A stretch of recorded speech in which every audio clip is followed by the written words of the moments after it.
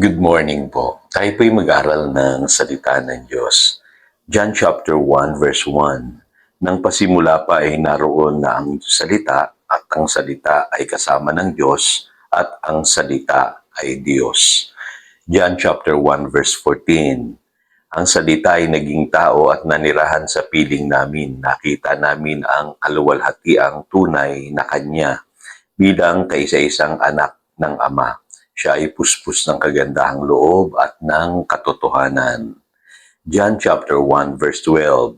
Subalit ang lahat ng tumanggap at sumampalataya sa Kanya ay binigyan niya ng karapatang maging mga anak ng Diyos. John chapter 1 verse 16. Dahil siya'y puspos ng pag-ibig, naranasan natin ang masaganang kagandahang loob ng Diyos. The wonders of true Christmas. Alam niyo po, napakahalaga na maintindihan natin yung katotohanan behind sa pagsiselebrate po natin ng Pasko. Ano po. At para sa akin po, kung mauunawaan lang natin yung kahulugan ng totoong Pasko, ano po, makikita natin na ito rin yung mga katotohanang mayroon sa totoong Christianity. So ano-ano ba yung mga katotohanan na yon? Unang-una po yung wonder of incarnation. Makikita nyo po na sa Biblia, malinaw po ng ating Panginoong Hesus, siya po ay likas na Diyos, ano po, at tunay na Diyos, sabi sa Philippians chapter 2, verses 6 to 7.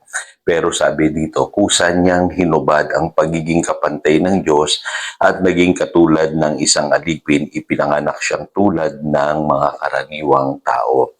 So, sabi rin sa John chapter 1 verse 14, ang salita ay naging tao. So, malinaw po sa John chapter 1 verse 1, ang salita ay Diyos. Pero nagkatawang tao po siya. Siya po yung ating Panginoong Jesus. Kaya ito po hindi maunawaan ng iba. Hindi po nila tinatanggap yung katotohanan na si Jesus ay Diyos na nagkatawang tao. Pero isa po yan sa wonder ng Christianity. Ano po, na ang ating Diyos dahil sa pagmamahal niya sa atin, inabot niya tayo. At siya po'y nagkatawang tao. Ang ating Panginoong Jesus, ano po, nagkatawang tao para po abutin tayo mga tao. Kaya yan po ay expression ng pag-ibig ng Diyos. Ano po, ibinigay niya yung kanyang kaisa-isang anak sa atin. At dahil po sa kanyang pagmamahal sa atin, namatay ang Panginoong Hesus sa krus. Binayaran ng ating mga kasalanan upang tayo'y maligtas, magkaroon ng bagong buhay at buhay na walang hanggan. Pangalawang wonder po ng Christianity, makikita nyo rin po sa tunay na kahulugan ng pagdiriwang ng Pasko, ano po yung new birth. Ano po, kasi sabi sa John chapter 1 verse 12, subalit ang lahat ng tumanggap at sumampalataya sa Kanya ay binigyan niya ng karapatang maging mga anak ng Diyos. Ito po yung greatest miracle.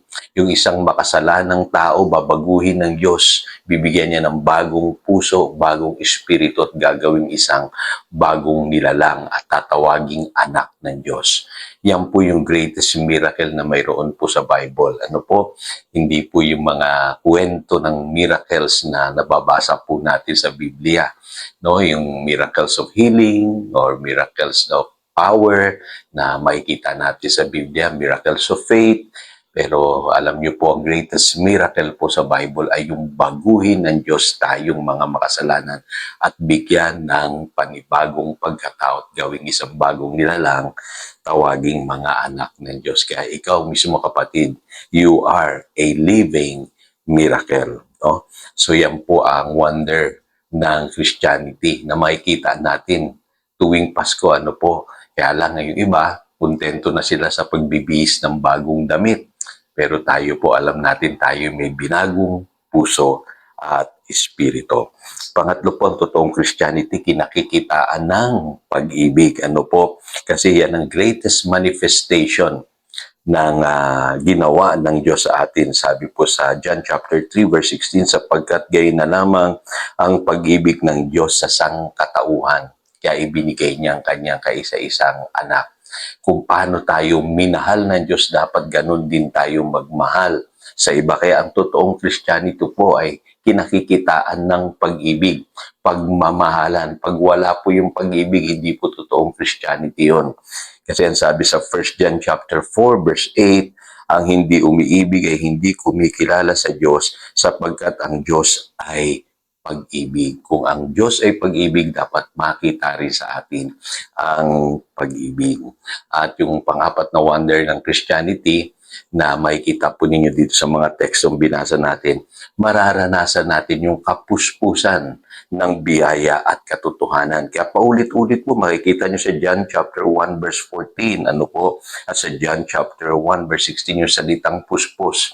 Kasi ang totoong Christianity po, nararanasan mo talaga ang Diyos sa iyong buhay. Hindi lang yung parang kinikwento mo siya na hindi naman totoo sa iyong buhay. Ang totoong Christianity po, mai-experience mo ikaw ay mapuspos ng kagandahan ng loob ng Diyos, ng pag-ibig ng Diyos at ng katotohanan. Ma-experience mo yan sa iyong buhay kasi buhay ang pananampalatayang ating tinanggap. So yan po ang wonders of Christmas. Ano po, makikita niyo po, nakaugnay po yan sa wonders of Christianity na dapat nararanasan natin bilang tao. At kung mararanasan natin yan, ay Pasko palagi sa ating buhay. So, tayo po'y manalangin. Dakilang Diyos, salamat po sa mga katotohanan ito at alam namin totoo ang Christianity dahil naranasan namin ang totoong Kristo sa aming buhay.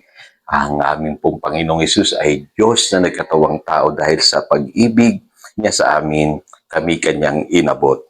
Salamat din na ang totoong Christianity ay meron pong pagpapahalaga ang kapanganakang muli sa aming buhay kasi hindi kami mababago malibang kami ay baguhin mo, O Diyos. Ikaw lamang ang makapagbabago ng aming puso, ng aming buhay. At ang totoong Christianity, kinakikitaan ng pag-ibig, yun ang greatest proof na ang Christianity ay totoo. Kapag namumuhay kami ng may pag-ibig, at higit sa lahat, ang totoong Christianity, nararanasan namin ang Diyos na puspos ng kagandahang loob, biyaya at katotohanan dahil sa aming pananalig sa Panginoong Hesukristo. Salamat, Panginoon, sa mga katotohanan ito. Purihin ka. Yan ang aming panalangin. In Jesus' name, Amen.